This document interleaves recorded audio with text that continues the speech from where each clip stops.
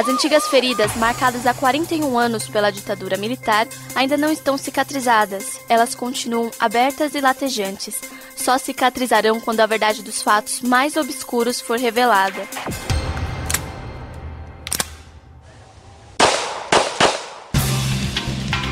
Um caso particular da imprensa brasileira é o jornal Folha da Tarde, o vespertino das multidões, produzido pelo grupo Folha da Manhã. Em 1965, o Grupo Estado lançou o Jornal da Tarde.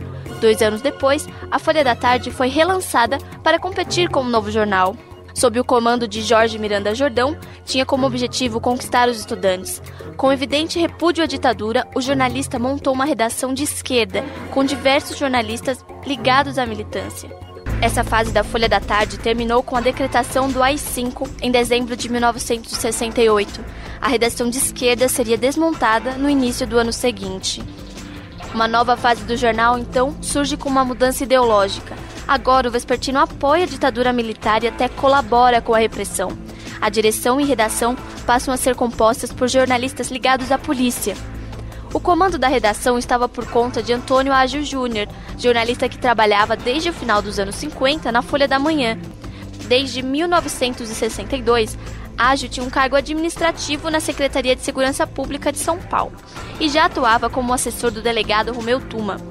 Este, por sua vez, trabalhava com o delegado Sérgio Paranhos Fleury, do DOPS, ligado à linha de frente do combate à esquerda armada. Segundo o jornalista Antônio Ágio Júnior, a sua entrada colaborou para a mudança ideológica do jornal. Então, quando você entrou, mudou a linha editorial da Folha da Tarde? Mudei. Não pode não pode usar a expressão terrorista. Não podia nada, de acordo com o governo, né? Mas a Folha da Tarde usava, não usava? Não, mas isso foi antes de eu entrar. Quando eu entrei, eu reuni a minha turminha e falei, o que vocês acham que a gente vai arrebentar com tudo isso, começar a esculhambar mesmo, mostrar, falar quando o cara fizer um atentado terrorista. Não. Mas aí os caras vão dizer que nós estamos fazendo o jogo deles. Vamos falar cada problema de cada um, entendeu? E aí começamos. Onde outros usavam assim o justiçamento, não? Nós botamos assassinato, não? Execução. Enfim, como você usa no banditismo comum, como usa. Por que assaltante político é criminoso especial? Após a entrada de Ágio, policiais e militares passaram a compor a redação. O chefe de reportagem, Carlos Dias Torres, era investigador de polícia. O editor de internacional, Carlos Antônio Guimarães Sequeira, trabalhava como delegado e agente do DOPS. Para a jornalista Ana Estela de Souza Pinto, editora de mercado, atualmente na Folha de São Paulo, e autora do livro Folha Explica Folha, era comum ter profissionais de diversas áreas trabalhando nos jornais. Era uma época em que o jornalista não era uma profissão como é hoje. Então você tinha funcionário público como jornalista, você tinha policial como jornalista, você tinha veterinário como jornalista, advogado como jornalista. Existia uma promiscuidade mesmo, assim, era uma profissão que não era totalmente, não era profissionalizada, era uma atividade que não era totalmente profissionalizada. Uma das coisas do projeto Folha, que veio em 84, era justamente tentar profissionalizar, impedir que um jornalista tivesse 2 empregos. O jornalista Boris Casoy, que foi editor da Folha na época, segue a mesma linha de Ana Estela. Segundo ele, era comum o jornalista ter mais de um emprego. Você tendo uma pessoa que é um assessor de imprensa do secretário de Estado dentro da redação, você não sabe a quem ele deve lealdade. Era uma, entre aspas, tradição. Jornalistas ganhavam mal, não era uma profissão bem consolidada, então obrigava as pessoas a terem 2 empregos. Pelo fato de ele ser jornalista, era fácil ele ter um emprego numa Secretaria de Estado, porque o secretário de Estado mirava na possibilidade de ter, num momento que ele achasse melhor, uma presença dentro do jornal para defender os seus interesses. A presença desses e outros policiais jornalistas na Folha da Tarde lhe deu a fama de o jornal de maior tiragem no país, ou seja, aquele com maior número de tiras na redação.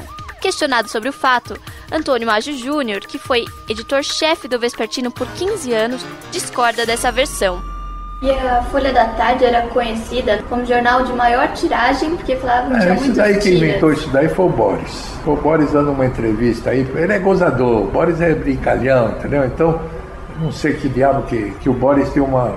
E acabou falando essa besteira. Não tem nada de conhecida pela maior tiragem, nem coisa nenhuma, entendeu? O jornalista Boris Casoy se defende. Não, é uma piada mesmo. Mas não fui eu que fiz. É uma brincadeira. E é uma brincadeira inventada depois que passou tudo, que acabou a Folha da Tarde, ou foi na época? Não, durante. Era uma brincadeira aberta. Era piada. Talvez ele ouviu de mim, mas não fui eu que inventei. Por conta de suas manchetes ousadas, por chamar militantes de terroristas e pela fama de maior tiragem, acabava se colocando na posição de colaboradora das forças de repressão. Provavelmente por isso, o jornal foi associado a crimes que não cometeu, ou pelo menos não cometeu sozinho. Joaquim de Alencar Seixas, conhecido como Roque, e seu filho, Ivan Seixas, foram presos no dia 16 de abril de 1971, acusados de, no dia anterior, terem participado do assassinato do industrial Henning Boylissen, do Grupo Ultra e um dos financiadores da OBAN. No dia seguinte, ao ser transportado pela polícia, Ivan viu na manchete da Folha da Tarde a informação de que seu pai tinha sido morto em tiroteio com policiais. Quando retornou ao DOPS, encontrou seu pai ainda vivo. Ele morreria no fim daquele dia sob tortura. Segundo o professor Flávio Leão, mestre em Direito Político e Econômico pela Universidade Presbiteriana Mackenzie e coordenador da Subcomissão de Agentes do Estado da Comissão Municipal da Verdade de Osasco, as versões oficiais eram criadas. Quando o sujeito era preso e eles não queriam mostrar que estavam com esse sujeito sob seu poder, eles encenavam nas ruas um tiroteio. Usavam bala de festim, colocavam lá 3 policiais disfarçados de guerrilheiro, mandavam os policiais trocar tiro e arrumavam um corpo lá na hora. E aí falavam, morreu fulano de tal. Isso já ia para a imprensa. Então a imprensa até recebia essa notícia achando que era verdade. E o cara ainda estava vivo nos porões. Porque aí ninguém ia procurar o cara enquanto ele estava sendo torturado. Por conta de seu testemunho citando a Folha da Tarde, ficou a impressão que só esse jornal antecipou a morte de Roque. Pelo menos 2 livros registram essa versão: Cães de Guarda, de Beatriz Cuchinir, e Notícias do Planalto, de Mário Sérgio Conte. Mas todos os jornais paulistas publicaram essa notícia, já que havia chegado às redações por meio de nota oficial enviada pelos militares. Para o jornalista Ivan Seixas, a Folha da Tarde festejou a morte de seu pai. A Folha da Tarde deu a notícia da morte do meu pai em nota oficial e também com mais informações, com comemoração de que tinha morrido terrorista, não sei mais o que. Entendeu? Coincidentemente, meu pai estava vivo quando saiu essa nota. A manchete do sábado, 18 de abril de 1971, estampada na capa do jornal, dizia: Morto o assassino do industrial Boylissen. Agindo com rapidez, os órgãos de segurança interna identificaram ontem um dos participantes do assassínio do industrial Henning Boylissen. Trata-se de Joaquim Alencar Seixas, vulgo Roque, pertencente à organização subversiva denominada MRT. Roque reagiu violentamente à ordem de prisão e morreu na troca de tiros com os policiais. Em seguida, foi localizado o aparelho de Roque e neste vultuosa quantidade de material subversivo, armamentos e bombas. Além disso, a matéria ganhou meia página dentro do jornal, ao lado da notícia do sepultamento do industrial, na qual havia depoimentos emocionantes de familiares. Outro caso famoso é o do Bacuri, Eduardo Leite, fundador da organização de luta armada Rede e um dos membros da VPR, que mais tarde se torna dirigente da ALN. Bacuri participou de ações muito grandes, como o sequestro do cônsul japonês e do embaixador alemão. Em agosto de 1970, ele é preso. Na primeira sessão de tortura, ele fica sem andar. Ele é o maior caso do tipo, com 109 dias de sessões. Bacuri passa por vários centros de tortura, como o DOI-CODE em São Paulo e a Casa de São Conrado, no Rio de Janeiro. O professor Flávio Leão explica como funcionavam as prisões. A situação é o policial, o agente da repressão, matar um militante do MR8 no combate. Outra situação é um militante ser preso pela repressão, fichado, levado pelas vias oficiais. Então você tem como localizar o sujeito. O Estado montou estruturas clandestinas. O indivíduo desaparecia, como aconteceu na Argentina. Então, se eu tenho um desaparecido, como é que você pode dizer que é político? Então ainda avalia o habeas corpus. Porque o habeas corpus pelo AI-5 era só para a questão política que ele tinha sido extinto. Em 24 de outubro, o DOPS divulgou uma versão de que ele teria escapado depois de levar a polícia ao encontro de Joaquim da Câmara Ferreira, o Toledo, considerado o maior sucessor de Marighella no comando da ALN. Toledo foi morto nesse dia. No dia seguinte, os jornais deram a versão do DOPS, ligando a morte de Toledo à fuga de Bacuri, o que não aconteceu. A Folha da Tarde saiu como vilã da história porque testemunhas afirmaram que o militante teria visto a manchete de sua fuga dentro da prisão. A notícia tinha peso de uma sentença de morte. Para o jornalista e autor do livro História da Imprensa Paulista, Oscar Pilagallo, a relação do vespertino com as delegacias era muito estreita. Nesse ambiente de delegacia, o jornal que se lia era a Folha da Tarde. Então, se você olhasse para o lado, o jornal que estava jogado em cima da mesa era a Folha da Tarde e não era o Estadão ou nenhum outro. Segundo a jornalista Vanessa Gonçalves, autora da biografia Eduardo Leite o Bacuri, a publicação da suposta fuga terminaria na morte do militante. No caso do Bacuri, eles tinham soltado essa matéria e depois eles tinham que matá-lo, porque quando foi feito o sequestro do embaixador suíço, ele era o primeiro da lista. E ele estava muito machucado, então eles não poderiam entregá-lo daquele jeito, tanto que ele é assassinado no dia que sai a lista do sequestro. O vespertino não fez nada muito diferente dos outros jornais. Como era uma versão oficial, o Estado e a Folha de São Paulo publicaram a notícia, relacionando a fuga de Bacuri com a morte de Toledo. Pouco depois, no início de dezembro, Bacuri foi morto. A versão do DOPS, registrada pelos jornais, foi a de que ele teria morrido em um tiroteio. No dia 24 de outubro de 1975, agentes do DOPS foram à casa de Vladimir Herzog, diretor de jornalismo da TV Cultura, para intimá-lo, pois havia suspeitas de que ele pertencesse ao Partido Comunista Brasileiro.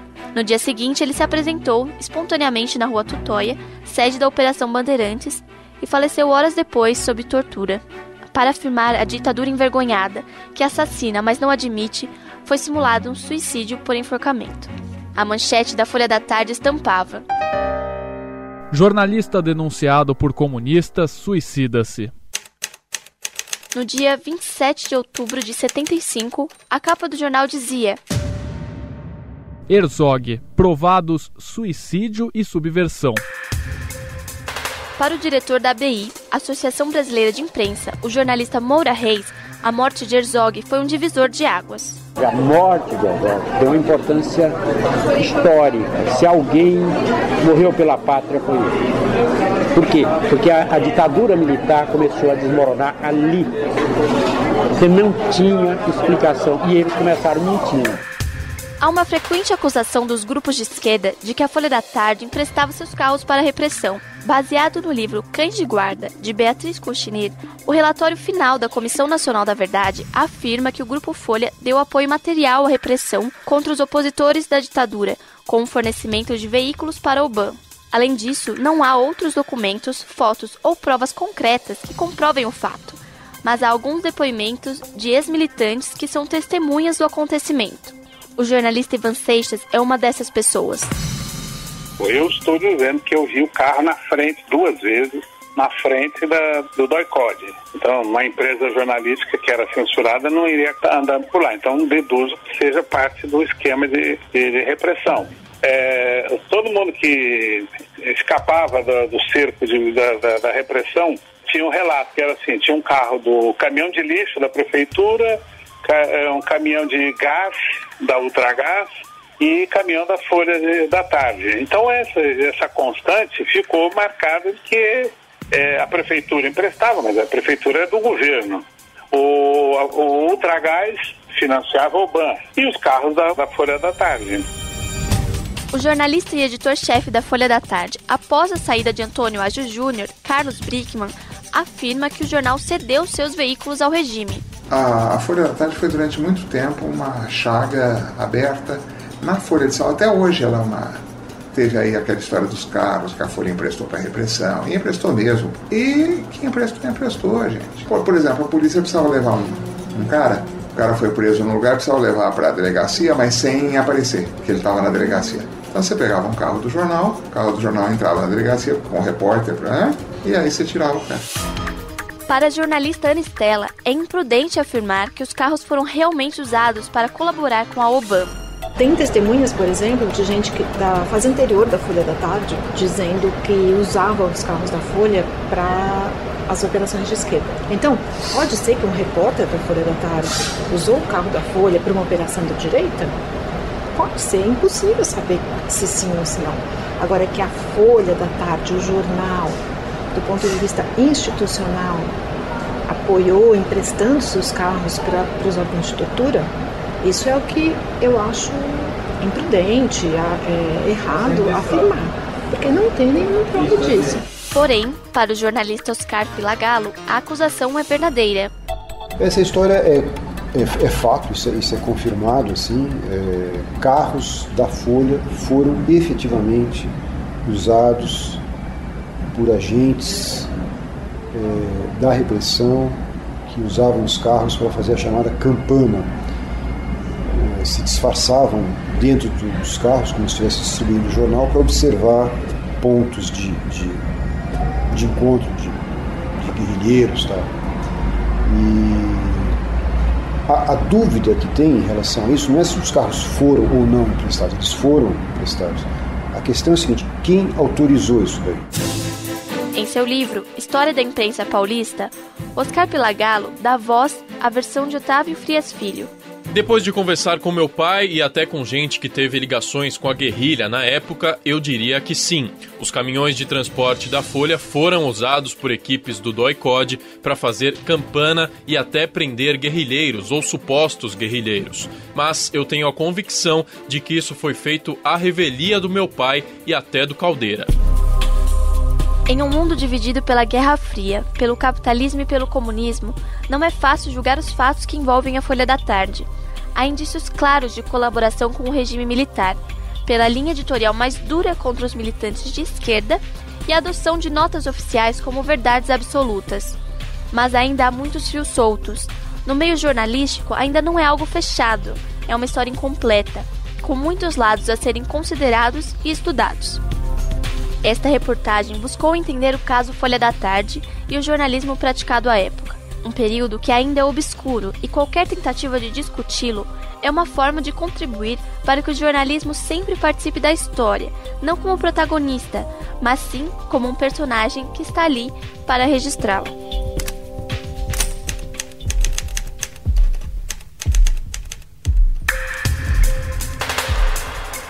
A reportagem e produção é de Ana Letícia Maezano. Narração de Ana Letícia Maezano e Rafael Teixeira. Captação de áudio, Donizete Paruti. Edição final e sonorização, Roger Palme Duarte. Orientação do professor Mestre Vanderlei Dias.